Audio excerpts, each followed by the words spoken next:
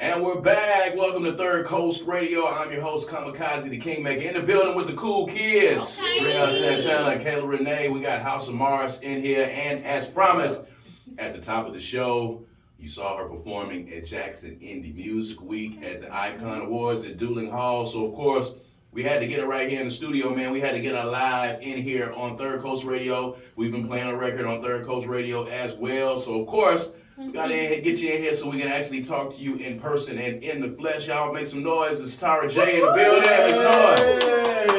Make noise. All right. So we got you here. You are on Third Coast Radio. You are on here with the cool kids. You actually didn't get a chance to meet one of the cool kids last week as we talked about, illness and sickness. It just ravaged our whole entire crew here. You know what I'm saying? So we've been talking about that during the course of the show, man. But you put on a very good show at Dueling Hall.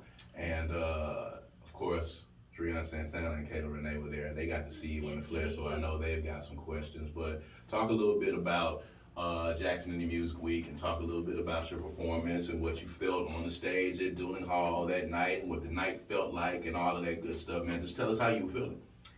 Okay, well, I don't know how many of you all knew that was my very first performance. Oh, wow. I was definitely going to ask you about that because you still mentioned it. Wow. That was my very first performance. So, considering coming from somebody who had severe stage fright, and me actually getting up there, this was huge. Okay. This was huge for me. Okay. So what kind of preparation did you put in getting ready for the show? Since you say you have stage fright, there are a lot of artists out there that we've talked to that, are not really the most sociable people, so getting on stage can be a challenge for them. What kind of motions did you go through to get yourself prepared to get on stage that night in front of all those folks? A lot of prayer. A lot of prayer. And I think actually one of the things that helped me was the fact that I used to manage artists before. So just like how I would critique them, when they would get on the stage or before they would get on stage, I just kind of gave myself a pep talk and practiced almost every single day, had family members coming over critiquing me, especially like my mom and my sisters, they my worst critics. So I knew if I passed it with them, I was okay, because they would tell me the truth. But yeah, it was an everyday thing. Every single day I was practicing. Indeed. I did like your message that you are bringing across with your new single, Love Yourself. And you did give us like a little pep talk there. So I enjoyed that. But where did that really come from? Was it, I know you said it was an experience, but where did it actually come from? A dark place and then you having to actually learn to love yourself again, or? I think it's just been like over the years, cause just growing up, I think I was telling somebody else's story before that I was picked on as a kid. And I got to a point where I realized that, I had to be happy with who I was and couldn't be worried about, what nobody else said. And then just when you get older, I started finding myself spending a lot of time on everybody else's dreams. And, helping people to accomplish their goals. And I was putting all this energy into everybody else. And the stuff that I wanted to do just kept getting put on the back burner. And so I woke up one day and I was like, man, I'm over 40. And I hadn't even really accomplished, some of the stuff that I want to do. Your personal goals. So I just decided, you know what, I love helping people. That's in me. That's something I can't, overlook. But I just felt like it was time for me to start stepping out and doing some stuff that I want to do. I think we all can relate to it. Yeah, like speaking of stepping up and stepping out, you definitely did your thing at the Icon Awards. With it being your first performance, like I would have never guessed that was your first performance because you hit it very well. Thank you. And whatnot. So for me, like for you, when you decided that you stopped managing other artists and kind of wanted to manage yourself, what did you learn about yourself now that you're putting yourself in an artist position outside of a manager's position? Oh my goodness, y'all. This has really been a journey for me. And the way that it happened, I started producing music and just kind of playing around with some stuff. And I was trying to get other people to sing on my music and they would never do it. You know, something would always come up, something would happen, or they just wouldn't want to do it. Right. So I just said, okay, let me just try to sing this on my own and see. Because the thing about it was these songs were coming from my heart. And I was writing them from a space in me, and that maybe that was the whole reason why nobody else was meant to sing them. And so when I started, I never even really wanted to sing when I was a kid. I would sing on my own, but not like thinking I was going to actually be on the stage, you know, singing. And so going through this whole process for me, my message to other people who are wanting to do something and they just don't have the courage to do it, is to just step out and do it. I mean, because when you actually do that, you don't really realize the strength that you have and the courage that you have to do something that you never dreamed that you could do. Right. And So, what are some of your musical like inspirations? Like, if you sit back on a day and you feel some type of way, you needed to pick me up. Who's somebody that you just gonna turn on and then you can get inspiration to start writing? oh my goodness, it's so many. I'm from the old school, so it's like Marvin Gaye, Frankie Beverly, Anita Baker. It's just so many. It's so many of them. And these are like the songs that I remember, you know, growing up on too. That my parents would be playing, or even like my sisters were playing.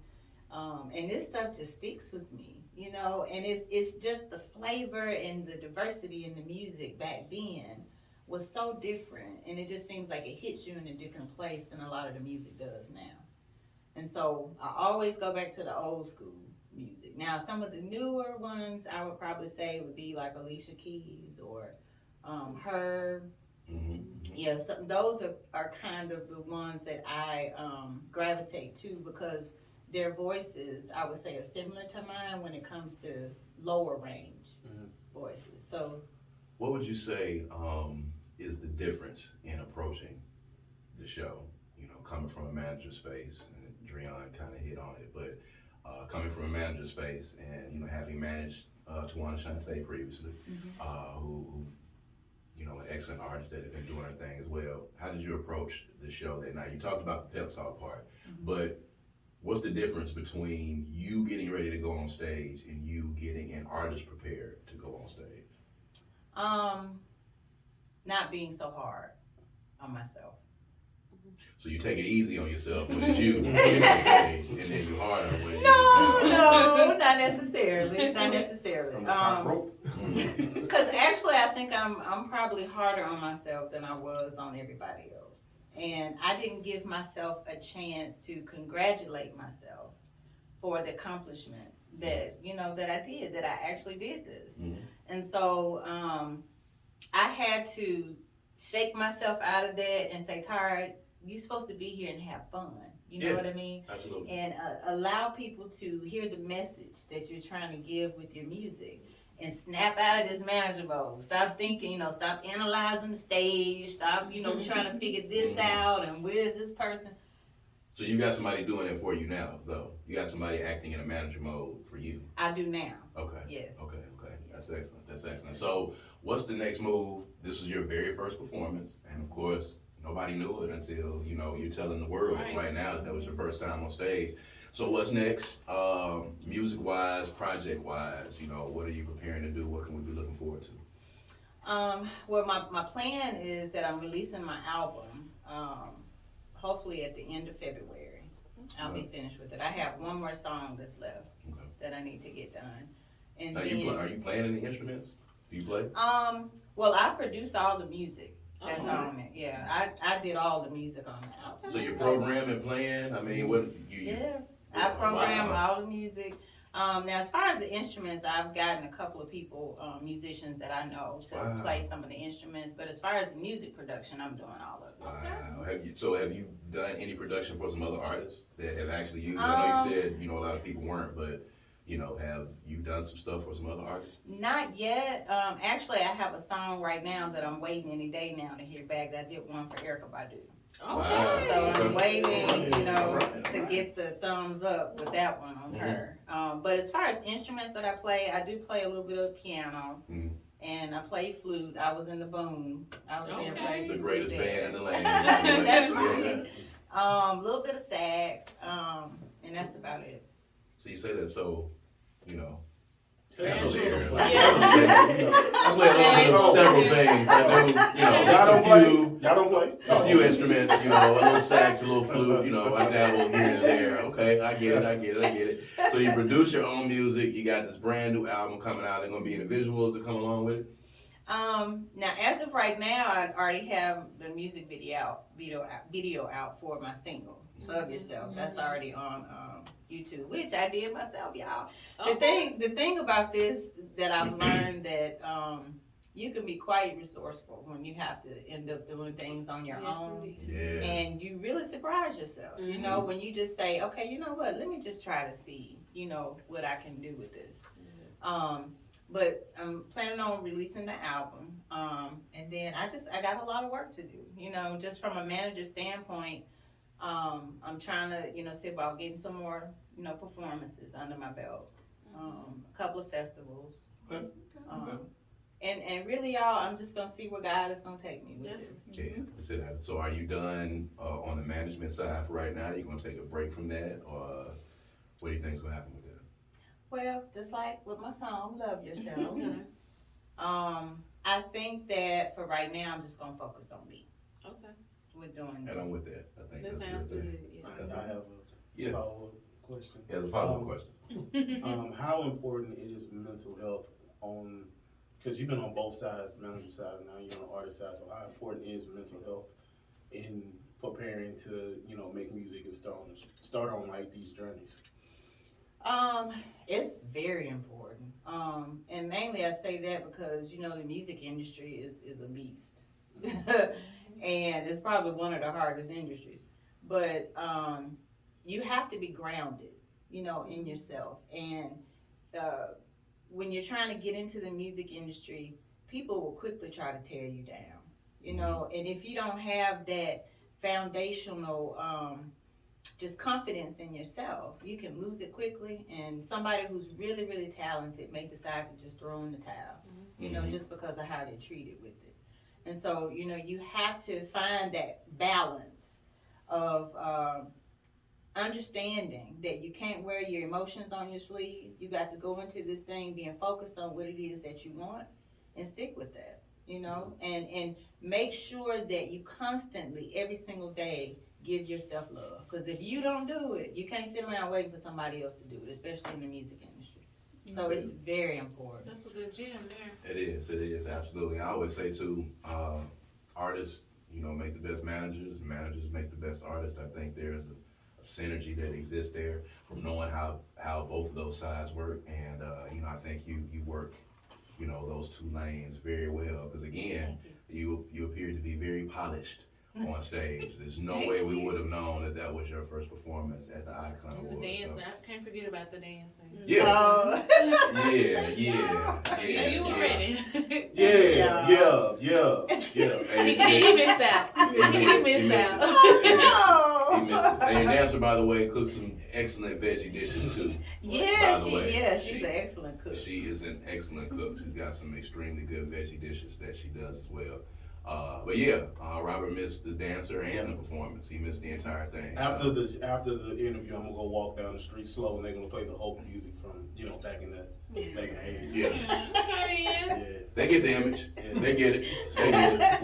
We'll be rubbing that in a little bit more as the show goes along on Robert missing all the entire. Wow. I was there for The entire I week. was He there was for there the- for a brief moment at the kickoff party. That was Wow. it, and he missed the whole rest. event. The rest of the entire week. Oh. He missed the whole entire Yeah. thing. Don't feel bad. Don't feel bad. I Don't feel bad. Nah, It please just feel happens, bad. man. This is the game. It's the game. It's how the game goes. So anybody that wants to get in touch with you, they want to book you, they want to get in touch with you for some production or any of those things, give them all the social media handles and the way they can get in contact with you. Okay.